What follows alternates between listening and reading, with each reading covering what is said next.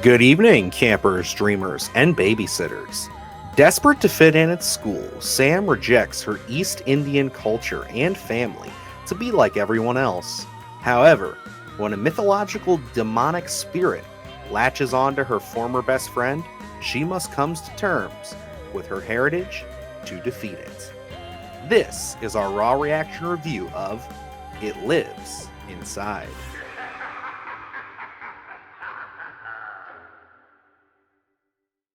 This video is sponsored by Full Moon Features.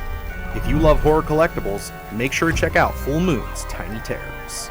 Stick around for more information at the end of the video, or go to the website in the link below. So I gotta say, it's been a pretty good year so far for creature features, or like entity films. I guess, we've had things like The Boogeyman, which I thought was really solid. That was one that definitely, when I saw the trailer for this, I saw a lot of shades of that in there. And I was really just pretty impressed with what they were able to do with that Stephen King adaptation. As we know, those are very hit or miss. And yeah, I thought that was a really big hit. And so knowing that this one was a creature feature, and obviously you guys know by now if you've been subscribed to the channel, that is my bag. I was pretty excited for It Lives Inside. Luke, what was your anticipation level for this film? I didn't really have any. And for this one, I think I seen the trailer a total of one time. It played before something we had seen in the theater, and even then, I think I only half watched it because I leaned over to you and you were telling me about it as it was playing. So I only gave it, a little bit of attention when I had seen it in the theater, and I never really looked it up any more than that. Actually, going to the theater today to go see this, I had to read that little synopsis of it to know exactly what I was looking into here and gonna go see. So I didn't really have any anticipation for it, not really any expectation either. I just knew it was, from Neon. So the last thing we had seen from there was Infinity Pool, and I was pretty happy with that. So I was kind of going into this one hoping that we'd make this one, a doubleheader in a sense, and get another positive out of this. So, I mean, not really big expectation. I was just hoping for the best. Yeah, and I kind of can second that in a way. Again, like I said, it had shades of like the Boogeyman from what it looked like, and obviously, again, like I said, it's a creature feature, so this really seemed like it'd be up my alley. There's a lot of different influences that you can see in that trailer from things like It Follows, and even more recently, I think that it likes to follow into those footsteps of, like you said, with like Stranger Things and stuff like that a little bit. And, that's all well and good, but when it actually got down to sitting down and watching this film, I gotta say I was pretty disappointed. I thought that this movie had a lot of potential, but when it actually got down to getting through the film, it was very slow. I don't mind a slow film. I don't mind a slow burn whatsoever. But this was just to the point where I think you said it best halfway through the film when we kind of whispered to each other. There's a huge lack of tension throughout this movie. It's not necessarily that we're building tension anywhere.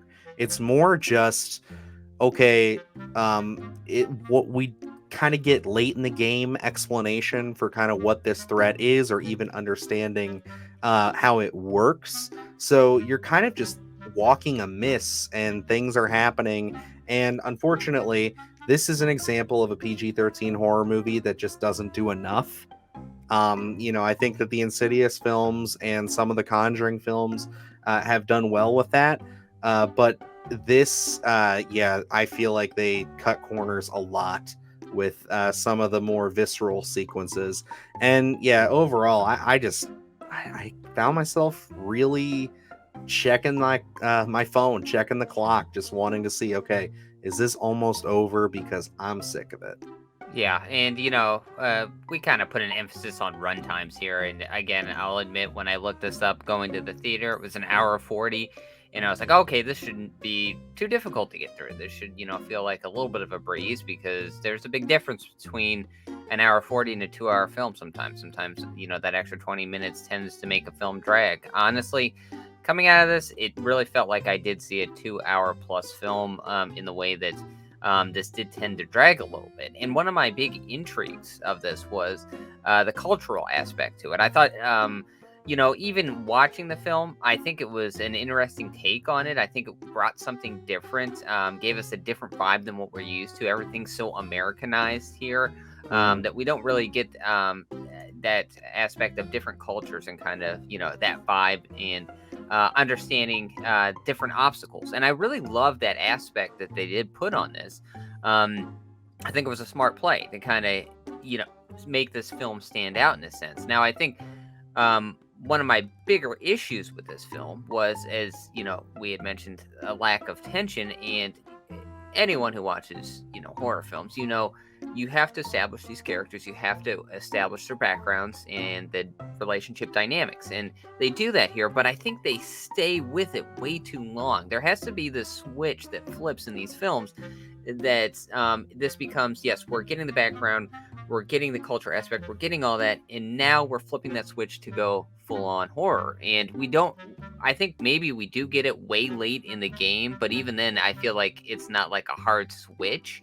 It's kind of like they ease us a little more into it, and by that time, you can't really ease anyone into it. It's either a horror movie or it's not. And I think that's where this film has a big problem, is that we spend so much time on these relationships. And one of the things we had seen Slaughterhouse, and I said I think that film tends to spend a little bit more time dealing with sorority politics. And I think this one tends to, I think the culture aspect is something that makes this film stand out, but then it's sometimes spending a little too much time on it and not enough time on that horror aspect. I'm going to push back a little bit on that. I don't know if the cultural aspect from my experience was necessarily focused on too heavily. I mean, like, it's there. But again, not to get into spoilers, but the entity, the thing that they're dealing with, it's very much entwined with the cultural leanings of this film. So it's one of those things where it's like that didn't bother me as much.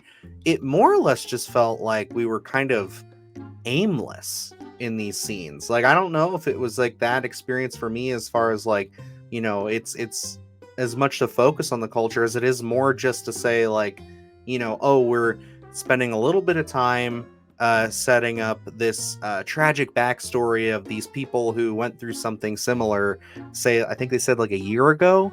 And, it's something where it's like, okay, we kind of dive into that a little bit. We think at one point they're really going to start to enlighten us, but it turns into one brief conversation.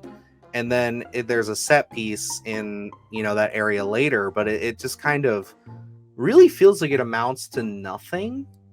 And then, like, for me, I really felt like this movie just hit the brakes hard halfway through. Like, it just really felt like, okay, we're just extending this kind of romantic interest subplot just a little bit more, so that way we can get a little more runtime, because it just felt like it served no purpose. And what I thought was going to be a really cool payoff for that, again, ended up being really disappointing, because it felt like they pulled their punches. And I can't really pinpoint exactly where this film lost me. I just know that about the halfway point, was starting to check out, and then by the third act, I was done. I didn't care. And I gotta say, for someone who's a creature feature fan, I was into it. I was like, okay, I like this. I like the sounds. I like the build up. Um, but they just kept that going for too long. And I like a lot of foreplay with my creature features. I like that. I like the build up, but I just felt like we didn't get into the meat until way too late again. And when it finally was there, it was just like, okay, yeah. I mean, at that point, you're so late in the game. I just wouldn't have shown it. I would have kept going with what you were doing. And then I said to you, there were some major issues in, I want to say, directing when it comes to the action that they put the creature in, because there was a lot of shots where you were just like, That's very much a costume, and it shows.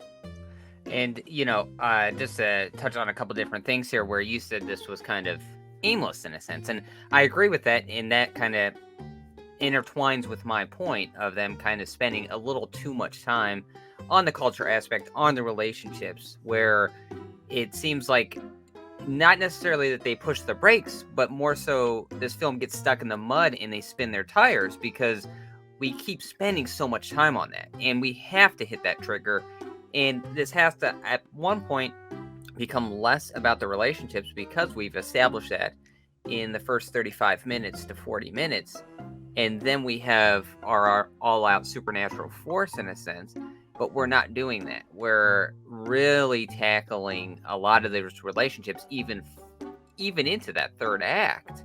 And then we're using this supernatural force as the garnish more so, when a lot of, well, most horror fans are coming to see this film for the supernatural force. And I think that's where this film does become aimless, is that kind of, we're sticking to it and we're kind of really drawing out these relationships a little too much. And I do love character development, but I think this really kind of hung it up and made this pace very slow. And when you're asking a lot from your audience, yes, make us want to see that force. But by that time, I think I'm so dragged through the mud in a sense, and I'm tired that I don't really care what you're showing me. And getting into that actual force itself, it, odd choice for me. I wasn't into the sounds. I mentioned to you, it seems like now we're into this groove of everything's going to feel like it's the Demogorgon from Stranger Things or it's the creatures from A Quiet Place. And we really kind of hang our hats on that familiar sound, which you probably know without even seeing this film of what that sound is, because everyone tends to use it. And I'm kind of getting, I mentioned in our Boogeyman review, I was a little underwhelmed by the creature design there. And this one had very similar elements up until we actually see that creature in, it's all of its glory in a sense. And even then, what they choose here design wise for me feels like I'm watching a different movie. It didn't really fit the narrative of, or the tone of this film overall. And it just really felt like that third act was, I don't know, an alien film or something, where it just really feels different. Yeah, and I can agree with you on that wholeheartedly with the creature. It feels very misplaced, and not only its design, but just like when it actually becomes, uh, a physical force and less of a kind of in your head kind of force. And it's tough to really get into it without spoiling it. But if I had to pinpoint it and give a good description to you guys, it would probably be that for 80% of this movie, it's like it follows in the sense of how they use the creature and how they use this. And then in the final act, like Luke said, it very much just turns into what seems like an alien or a predator or something like that. It's like, it becomes that physical force, and then it's just inconsistent, I want to say, is probably another big issue. um and I think that we are always harping on how much we love character development and how much we like getting to know our characters, but we have to understand that there is good character development, but there is also pointless character development. And I felt like a lot of the time spent with our characters, even though I thought that the acting was well done, I will give the cast that. I liked the cast for the most part. I just felt like we didn't really go on much of a journey with our lead. It felt like her arc was very forced. It didn't seem like it fit with the person that they were. And then by the end of it, we're supposed to say, okay, um, they did this more, I think, out of convenience and less out of growth. And, I think that that's really why this film drags. Because it's like, again, it's not meaningful character development, and the creature that you're there to see, it's just not all that unique for having such, an unexplored, interesting kind of backstory to it in the way that it's set up with the lore and how they're tying it to the cultural aspect here. And I just think that at the end of the day, it's kind of like meshing two things that just don't work together. And I think that if you guys would have stuck to maybe staying a little bit more It Follows and not following through with it, but making it more subtle, maybe you could have added a little bit more of a creep factor to it. Maybe you could have done that, but it felt like they just couldn't decide whether or not they wanted this to go for creep factor or for full on creature feature. Yeah, and looking at this film, and we talk about the uniqueness that we do see in a lot of horror films lately, and just the creatives behind it want to tell a different story and kind of give it a different flavor. I think this film had an identity crisis in a sense where it wants to be something unique, something different, but then also falls in line with how academic general audience horror is, because it does follow some of those beats, and then you can kind of see those glimmers of, oh, I want to do something different here, but then you kind of pull back.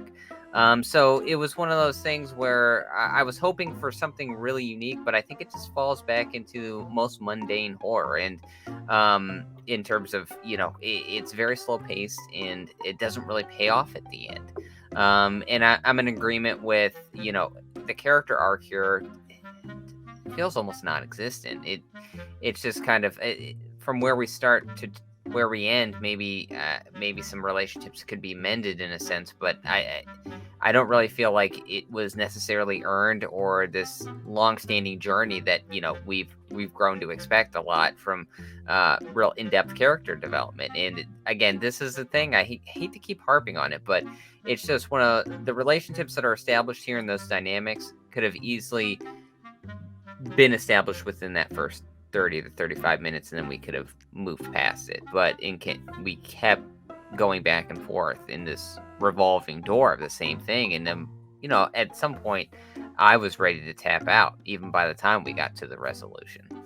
Absolutely. And, that's just not a great place to be in when you're talking about a film that, again, is only about an hour 40, and, you felt like you've been there for 2.5 hours. So, yeah, guys, I'm sorry to say it, but I don't think It Lives Inside is really worth checking out this weekend. I think that there's a lot of great stuff out there still, and I think that there's a lot of great stuff hitting streaming.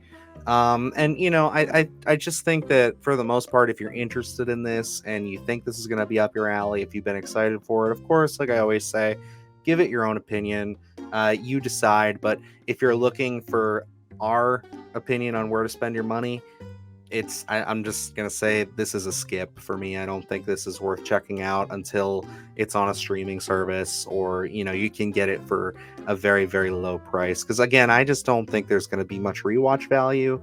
I just don't think there's any real value here that you can't get from just watching any of its contemporaries, any of the other films around here. I mean, Boogeyman is out on VOD, so it's kind of like, yeah, you can see a very similar film. If you did a double feature of that and It Follows, you'd get the same film, and with weaker characters, in my opinion. But yeah, I guess that's going to wrap us up here for our review of It Lives Inside. Sucks to say that this one didn't hit. Again, I was really looking forward to something cool and unique and special, but, win some, you lose some.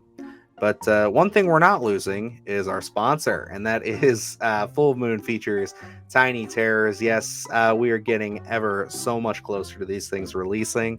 They should be dropping in October from the latest update that I got.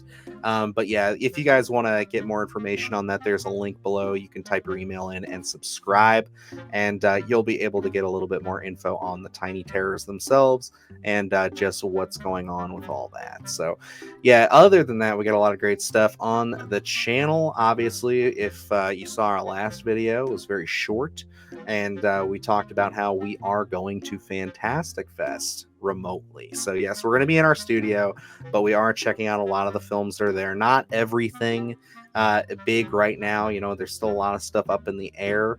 But we are going to be checking out some films. We already got to see a few films, and we're pretty happy with what the results have been so far. But yeah, we're going to get a lot of reviews out over the next week, so be prepared. There's going to be multiple uploads a day probably for some days, so it's going to get pretty wild. And yeah, other than that, we got Splatterthon to look forward to. So definitely it's going to be hopping and popping on the Splattercast channel. So until next time, I am Dylan Newell. And I'm Luke Janesco. And remember, stay scared.